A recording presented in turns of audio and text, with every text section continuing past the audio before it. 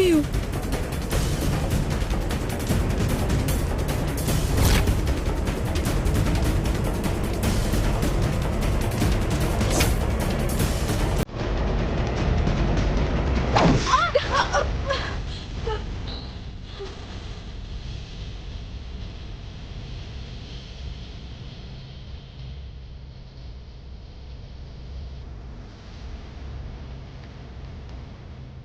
எஸ்கேப்பா?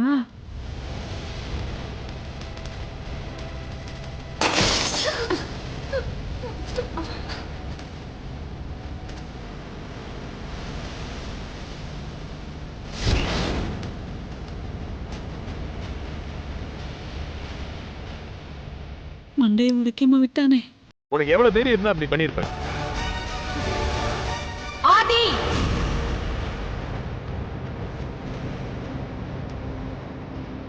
அகிலா வந்தாச்சு.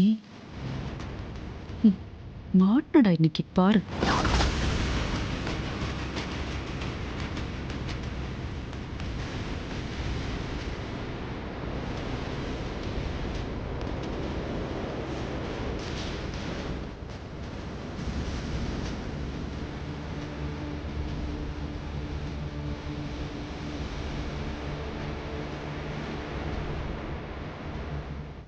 என்ன நடக்குதுங்க? இத்தனை நாள் மித்ரா கிட்ட வெறுப்பா தான் நடந்துட்டு இருந்த. இப்போ இப்படி எல்லாம் ஆரம்பிச்சிட்ட. இதை நான் உன்கிட்ட கொஞ்சம் கூட எதிர்பார்க்கல ஆதி. நல்லா கேளுங்கக்கா. ஆதி காரணம் இல்லாம இப்படி எல்லாம் நடந்துக்க மாட்டான் அகிலா. முதல்ல என்ன நடந்துச்சுன்னு விசாரி. என்ன நடந்திருந்தாலும் அதை என்னோட நாலேஜ்க்கு கொண்டு வந்திருக்கணுங்க. இவங்க 2 பேருக்கும் கல்யாணம் வேற பிக்ஸ் பண்ணிட்டேன். இந்த நேரத்துல ஆதி மித்ரா கிட்ட இவ்வளவு கடுமையா நடந்துக்கலாமா? ஆதி, நீ எதுக்காக மித்ரா கிட்ட இப்படி நடந்துக்கிட்ட? மித்ரா என்ன தப்பு பண்ணா? ஆபீஸ்ல பார்வதி எல்லாரும் முன்னாடி அவமானப்படுத்துறதுக்கு இந்த மித்ரா என்ன பண்ணான்னு தெரியுமா?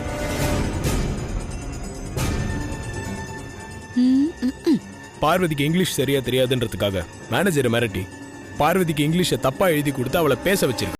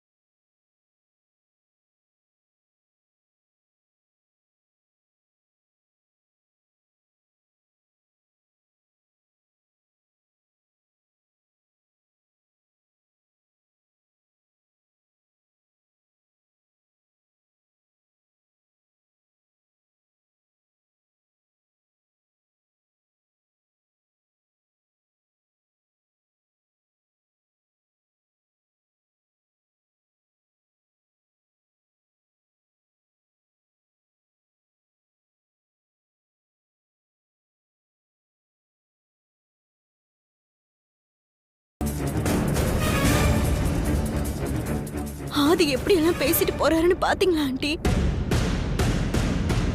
ஐயோ, இன்னும் இவ்வளவு முறைக்கிறா.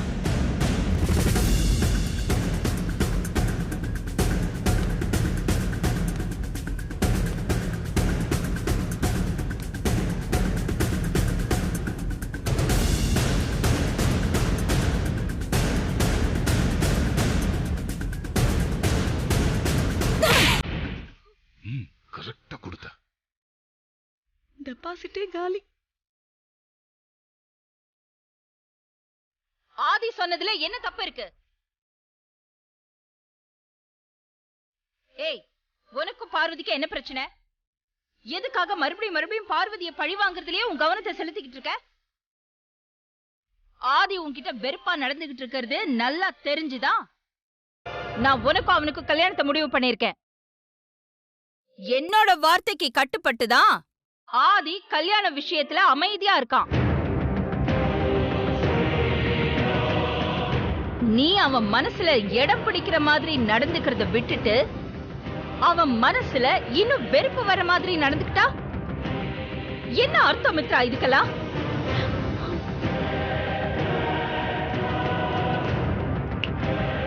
பார்வதியை பழி வாங்குறேன்னு நீ ஆதியோட பொறுமையை சோதிக்காத. அது நல்லதுக்கு இல்ல.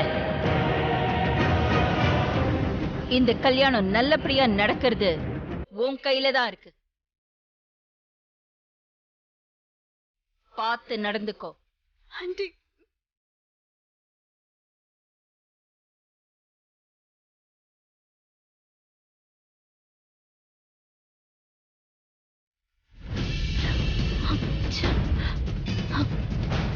என்ன ஆண்டி, அகிலா ஆதிக்கு அட்வைஸ் பண்ணுவாங்கன்னு பார்த்தா எனக்கு அட்வைஸ் பண்ணிட்டு போறாங்க.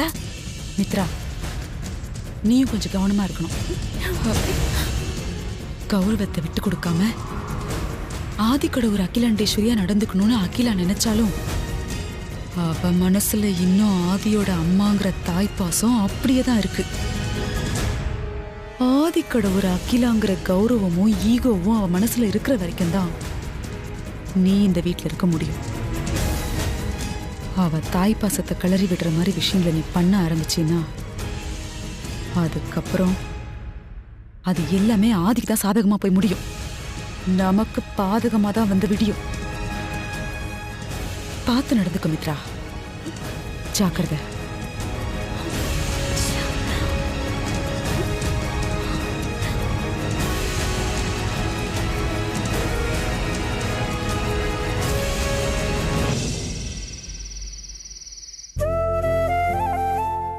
அப்பா, மாத்திரை சாப்பிடுங்க.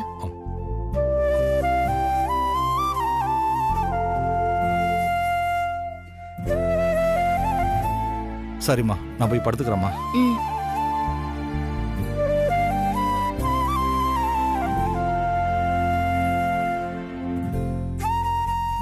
கணேசா, ஹோம்ஒர்க் எல்லாம் முடிச்சிட்டியா?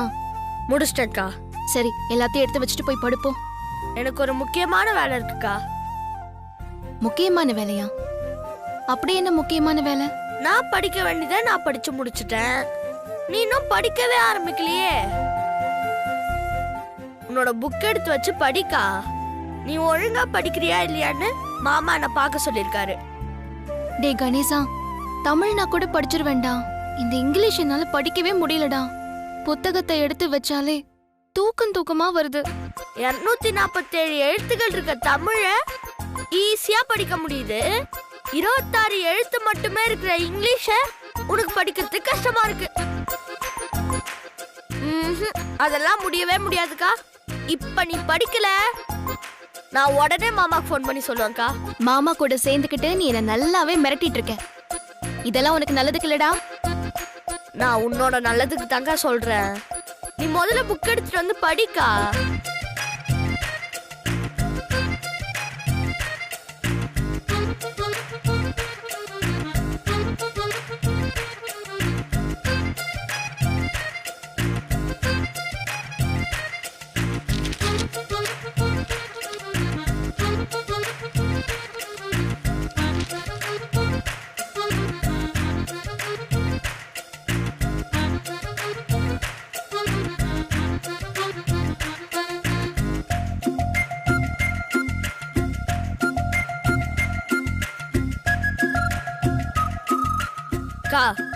ஒழுங்கா படிக்க போறியா இல்லையா?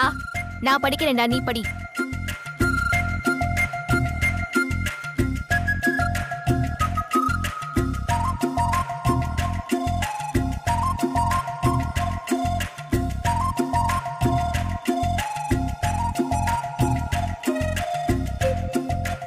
என்ன ஏன்கா பாக்குற? புக்க பார்த்து படிக்கா. படிக்கிறேன், நீ படி. நீ படி. நான் படிக்கிறேன்க்கா, படிக்கிறேன்.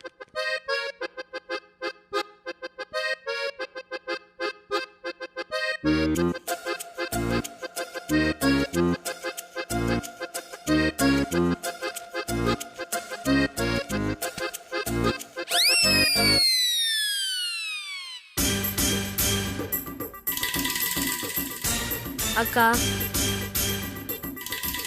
அக்கா என்னக்கா நீ? நான் என்ன சொன்னேன், நீ என்ன பண்ணிட்டு இருக்க? நீ உன் வேலையை பாரு, நான் படிக்கிறேன் போ. படி.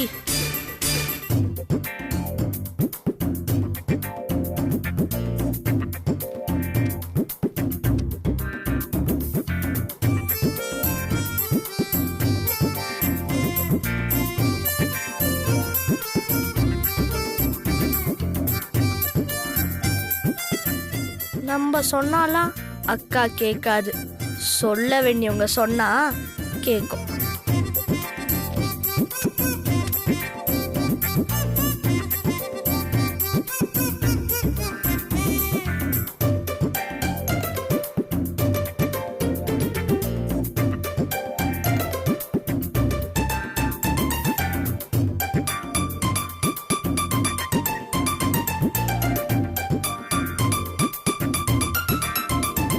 மாமா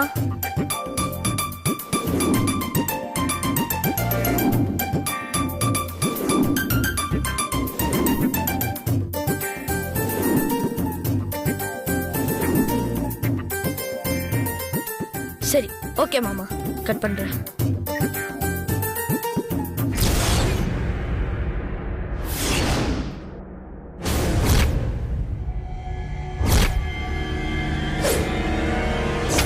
பார்வதி,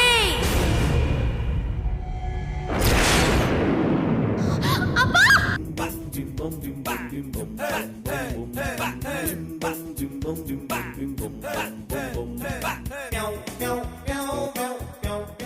என்னக்கா பயந்துட்டியா? டேய் உன்னை போட்டேன்னா அக்கா, மாமா என்ன காப்பாத்துங்க. அக்கா அடிக்க வருது மாமா. எல்லாம் நீங்க கொடுக்கற இடம் தான் மாமா. இவன் என்ன பண்ணான் தெரியுமா? தெரியும், பண்ண சொன்னதே நான் தானே.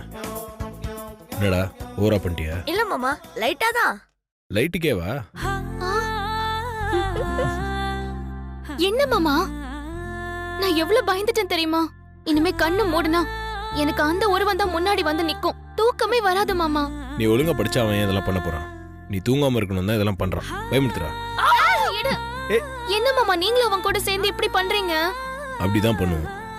டே கணேசா, நீ பண்றது சரியான ட்ரீட்மெண்ட் தான். உன் அக்கா படிக்காம இந்த மாதிரி ஏமாத்தி தூங்குனான்னு வச்சுக்கோ, இந்த மாதிரி எதனா பண்ணி பயமுடுத்தி எழுப்பிடு. ஓகே மாமா, டன். இங்க பாரு, நீ படிக்கிறேன்னு சொல்லிட்டு சாரை தொந்தரவு பண்ணக்கூடாது, புரியுதா? ரெண்டு பேரும் ரொம்ப ஓவரா தான் போறீங்க. இருக்கட்டும், ஒரு நாளைக்கு இதுக்கெல்லாம் இருக்கு. சரி, அதெல்லாம் அப்புறமா பாத்துக்கலாம். நீ முதல்ல உட்காந்து படிக்கா. அதான் சார் சொல்லிட்டார்ல, போய் உட்காந்து படி போ. என்ன பாக்குற? அதான் சொல்றான்ல, போய் உட்காந்து படி.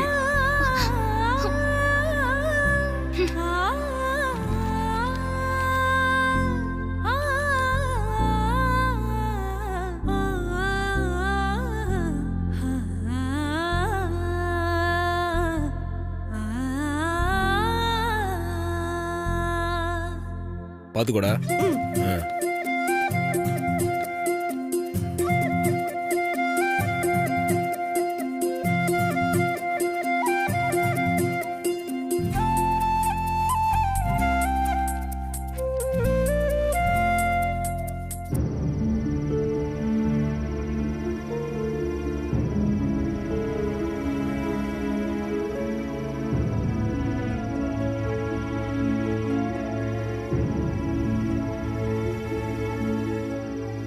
ஆக ஆதியோட பிறந்த நாள் அன்னைக்கு 2 கல்யாணத்தையும் நடத்தி முடிக்கணும்னு அகிலாண்டேஸ்வரி அம்மா முடிவு பண்ணிருக்காங்க இல்லையா? ஆமா குருஜி, அகிலாண்டேஸ்வரி ஏற்பாடு பண்ணியிருக்கிற இந்த 2 கல்யாணமும் நடக்க கூடாது. அதை எப்படியாவது தடுத்து நிறுத்தணும். அதுக்காக தான் நாங்க உங்ககிட்ட உதவி கேட்டு வந்திருக்கோம். இதுல நான் என்ன பண்ணணும்னு நீங்க எதிர்பார்க்கறீங்க? எல்லாம் தெரிஞ்ச நீங்களே இப்படி கேட்டா நாங்க என்ன சொல்றது குருஜி? அகிலாண்டேஸ்வரி மனசுல ஏதோ ஒரு கணக்கு இருக்கு குருஜி. அதனாலதான் அவ இப்படி எல்லாம் பண்ணிக்கிட்டு இருக்கா. எல்லா வழியிலயும் அகிலா கிட்ட சொல்லி பார்த்துட்டேன். அகிலா அவ எடுத்த முடிவுல உறுதியா இருக்கா. அகிலாவோட முடிவை மாத்த முடியலனாலும் அந்த முடிவை கொஞ்சம் தள்ளி போட்டா நல்லா இருக்கும் குருஜி. அது உங்களால முடியும். ப்ரோவோட பிறந்தநாள் அன்னைக்கு கல்யாணம் வேண்டாம், கல்யாணத்தை வேறொரு நல்ல நாள் பார்த்து வச்சுக்கலான்னு சொல்லி அம்மா கிட்ட நீங்க வந்து கொஞ்சம் சொல்லணும் குருஜி.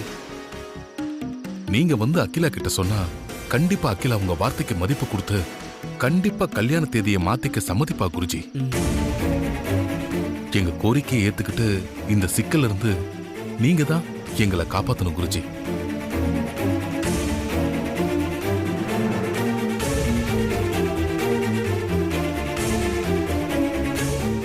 லிங்கத்தோட திருவிளையாடல்கள்ல இதுவும் ஒண்ணு போல இருக்கு.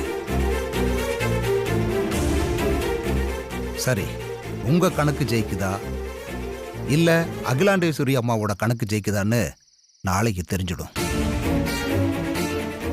உங்களுக்காக நான் நாளைக்கு வந்து அகிலாண்டேஸ்வரி அம்மா கிட்ட பேசி பார்க்கறேன். ரொம்ப சந்தோஷம் குருஜி. நாங்க வரோம். நல்லது, போயிட்டு வாங்க. வரேன் குருஜி.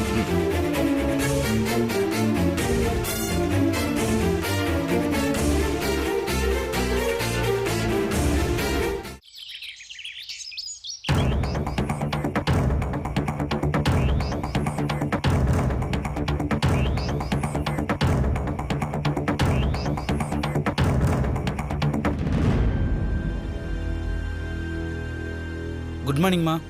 குட் மார்னிங்ப்பா. Good morning Arun. அம்மா ஐஸ்வர்யா எங்க? ரூம்ல ரெடி ஆயிட்டு இருக்காப்பா, இப்ப வந்துருவா. ஆதி ரெடி ஆயிட்டானா? ப்ரோ ரூம்ல இல்லம்மா, வெளியே கிளம்பி போயிருப்பார் போல இருக்கு. ஓ, வேற எங்க போயிருப்பான்? காவிய காதலிய பார்க்க போயிருப்பான்.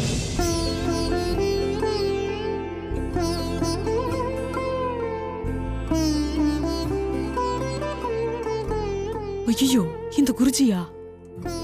அப்பா, சொன்ன மாதிரியே குருஜி வந்துட்டாரு. இனி அம்மா என்ன சொல்ல போறாங்கன்னு தெரியலையே.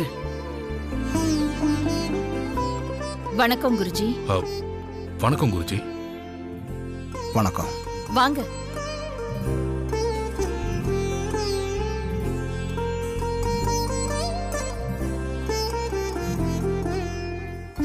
உட்காருங்க குருஜி.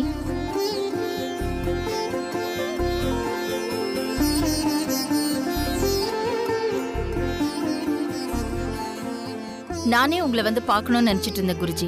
நீங்களே வந்துட்டீங்க, ரொம்ப சந்தோஷம். எல்லாம் அவன் செயல். இந்த குருஜி சும்மா வர மாட்டாரே. ஏற்கனவே லிங்கத்தை கொண்டு வந்து கொடுத்த மாதிரி இப்ப எந்த ஏழ்றையை கூட்டிட்டு வந்திருக்காரோ தெரியலையே. ஆதியோட பிறந்த நாள் அன்னைக்கே ஆதிக்கும் மித்ராவுக்கும் கல்யாணம் ஃபிக்ஸ் பண்ணிருக்கேன் குருஜி.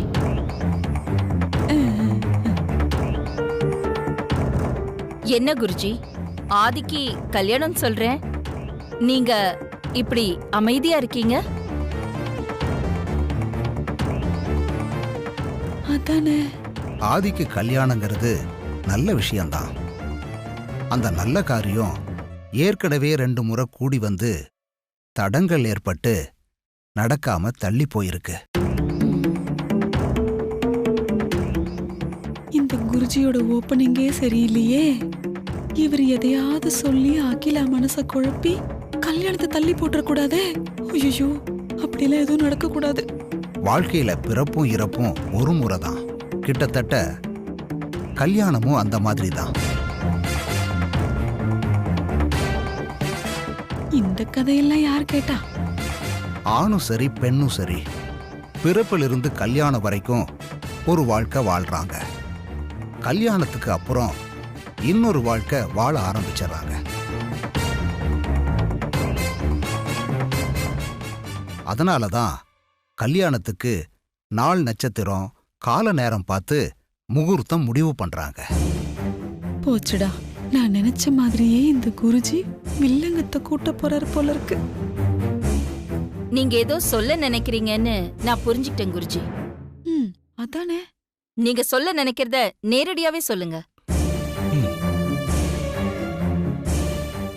ஆதியோட பிறந்த நாள் அன்னைக்கே கல்யாணத்தை வைக்கணுமா? என்னது? வேற ஒரு நல்ல முகூர்த்தம் பார்த்து கல்யாணத்தை வச்சுக்கலாமே. இந்த சாமியார் மண்டையில தீய வைக்க